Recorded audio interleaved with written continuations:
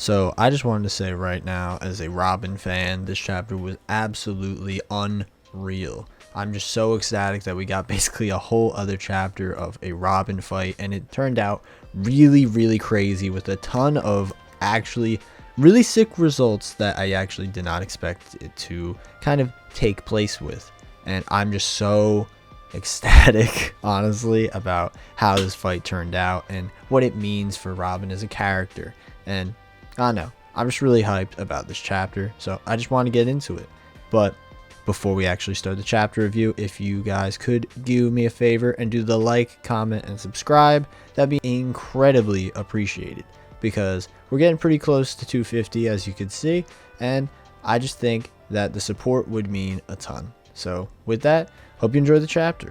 Before we get into the actual contents of the chapter itself, I feel like I had to give focus to the absolutely insane cover page we got for this chapter. I know I haven't focused on these a ton usually, but this one was just so sick I had to point it out, because we get to see Frankie and Senor Pink in the bar, most likely talk about Rushian, and it is just, it's great to see. Whoever suggested this should be a cover page, you made my day with this. Well, besides chapter obviously, but this was just a really great cover page. Yeah, it was just fantastic. Senor Pink is the GOAT. Frankie and Senor Pink, their fight is absolutely insane.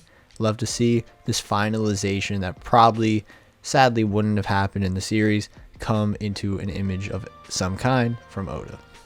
So the chapter is called Demonio, and what happens in the chapter is that we continue directly after the previous one had ended, with Robin becoming this massive sort of giant clone of her using her Millefleur powers, and is able to fight Black Maria as sort of a giant woman battle. Kind of a little, I don't really know how to describe it, almost as if it's like a mech versus a kaiju, because Robin is directly controlling the clone of herself. It's kind of, it's bizarre. The past few fights have been pretty weird. Frankie, Sasaki, Robin, and Black Maria, pretty weird, but I like this one a ton. Now, Robin uses a ton of new abilities with this kind of big puppet-like form, like Sea Serpent, which is the many arms that she creates. She uses them to grab Black Maria's spider legs and kind of tries to rip them off, tear them apart, in order to trap her and ensure that nothing will be able to, further attack anyone, including like Brook or any of the samurai. Black Maria tries to attack this large clone of Robin, and she discovers that when you actually attack these sort of duplicate limbs, or I guess this entire body in this case, Robin herself gets damaged as well. Black Maria stabs one of her duplicate arms, and she sees that Robin gets hurt, and now she just continues slashing at all of the Sea Serpent arms, and Robin starts bleeding and bleeding. Black Maria tries to kind of skewer the arms with poison tipped spider joints, and it's very, very intense. Obviously Robin is going through a lot of pain at the moment. They're all poison tipped. Black Maria tries to kind of restrain Robin with her spider webs as well. This causes Robin to be essentially under Black Maria's whim, and she has nothing she can do. Black Maria then puts on some brass knuckle like kind of accoutrements to ensure that Robin gets beat to the ground, literally saying, it's not like I need to hold back since we're both women. Now she just starts beating up the massive clone of Robin and sees that normal Robin is now kind of almost in a fetal position on the ground. So Robin dismantles the large clone, and Black Maria says, oh, now you're trying to run away? Showing that Black Maria obviously has the upper hand at this point in the battle. While chasing after Robin, Black Maria notices that a bunch of other arms have started growing from behind, trying to flank her in some way, and she creates a bunch of webbing, but instead of trying to restrain Robin this time, she lights the flames on fire using her lower half spider body. This causes the entire hallway to be lit ablaze once again, just like with the Wan Yudo at the last chapter's fight. She then asks, wow, you're just trying to do this just to make sure that your friend, which is Sanji, is not a disgrace, which she just believes Sanji is completely a disgrace. This humiliating defeat just proves how hopeless the pair of you are, showing that Brook and Robin are nothing and they can't compare to Sanji, who is also a disgrace. Aren't you trying to bloom more limbs? I'd love to see if a flower can survive in the sea of flames. I really, really like that line because it shows just a lot of relatability with Robin's character, in my opinion. Robin's always been a character that struggled with accepting herself and being able to actually bloom into what she is now. She's always been restrained, holding back herself from getting really in tune with other people because she always assumed people would just try to kill her or use her, which is all that Black Maria is saying right now. She's a burden. No one needs you for you. They need you for your mind, your brain, what you can provide them. Now, this shows really well that Robin not being able to bloom herself in the fire, and she basically assumes, why don't you just ask Brook to do it? Why don't you just not do it yourself, since you have to force these others to help you since you're such a burden?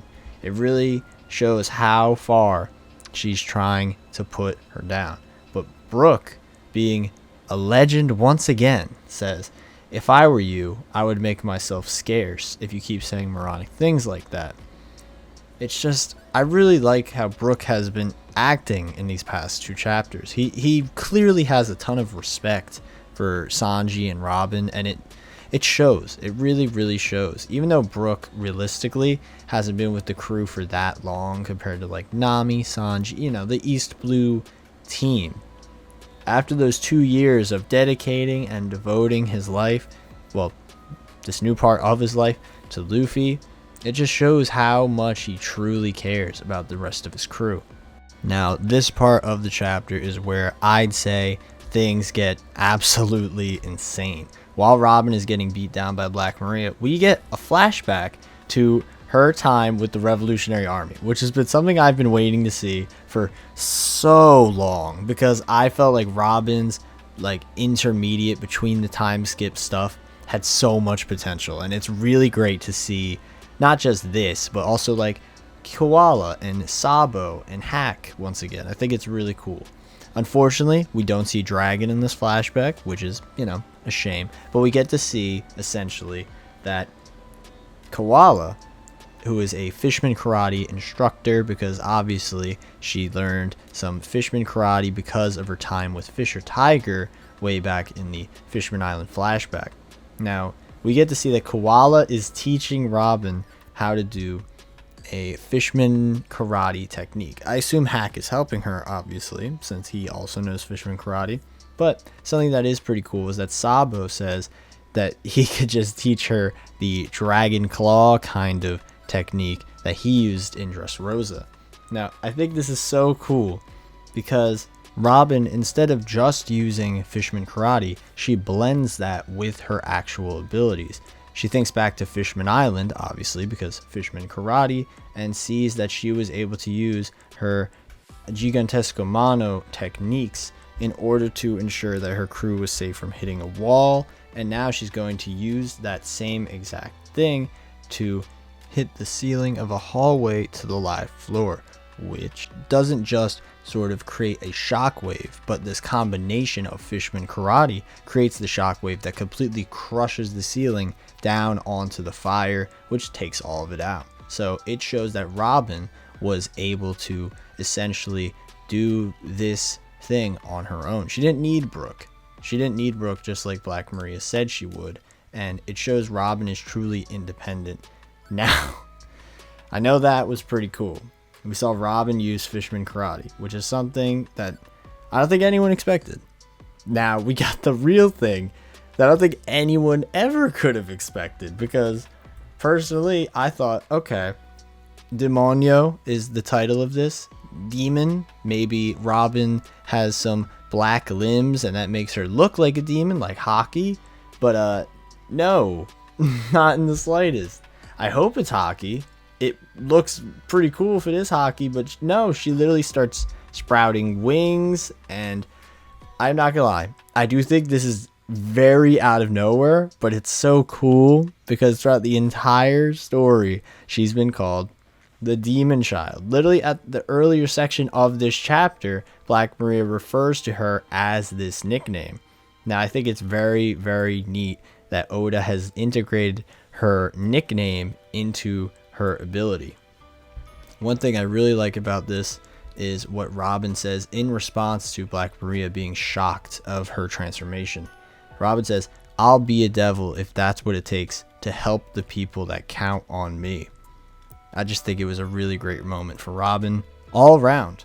Before we continuing the chapter at this point, I just wanted to add this as well. I think it's really neat that Robin's demonic form, it's much more based off of Western interpretations of demons. It looks more like a biblical sort of demon compared to many of the Oni-like demons that we've seen on Wano. I think the contrast is really interesting, and I just wanted to point that out real quick before continuing on with the chapter. Something I also really enjoy about this design is that the demon form is mostly shrouded in darkness. It's meant to be mysterious, sort of like how Robin was at the start of the story, essentially. She was always shrouded in deep shadow. Her first ever appearance was under the cowboy hat that we learn eventually means so much to her.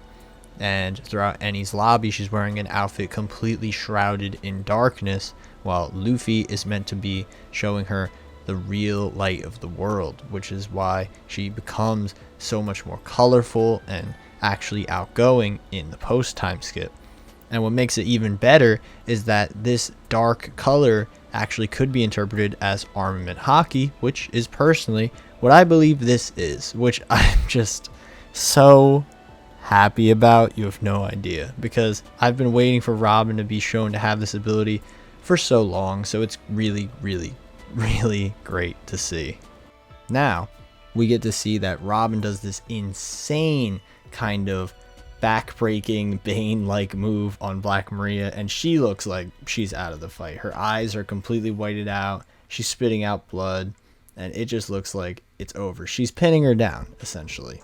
Then we get to see that Brook has taken out the rest of Black Maria's minions, while Black Maria is still laying on the floor unconscious, with a really, really cool move called Phrase d'Armes Orchestra, which takes them all out at once and creates this cool kind of music note thing. I think that's called a treble clef, if my musical kind of knowledge is still up there. I think that's treble clef kind of attack, and it looks pretty sick. It takes out all of them at once, and I think the paneling is very clean. Now we actually cut back down to the mainland, and we see that Luffy is getting close to, close to back in action. He's eating a ton of food that actually Caribou has provided. So once again, if Caribou is legitimately helping Luffy, maybe Rizo's thing about "it's all thanks to you, Caribou" really did mean something.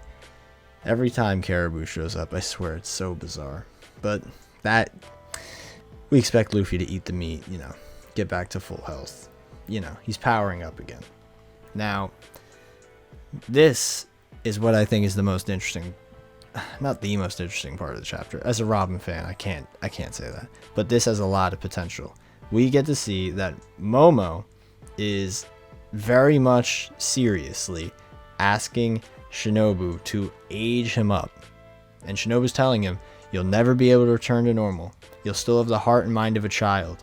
But Momo says, "Please use your fruit," which is her ripe right jutsu, which is her Juku Juku no Mi, to make him an adult. Now, tons of people, and I mean tons of people, ever since the idea of a two-piece was made, have imagined an epilogue kind of story ever since Momo was introduced, where Momo would be a cool hybrid dragon samurai guy. But the fact it could be happening right now, I think, is really, really fascinating, and I'm really intrigued where it will go at this point. I don't know if Momo is going to age himself up. Maybe him aging himself up will allow him to control his dragon devil fruit abilities more, and I'm intrigued where that will go, genuinely.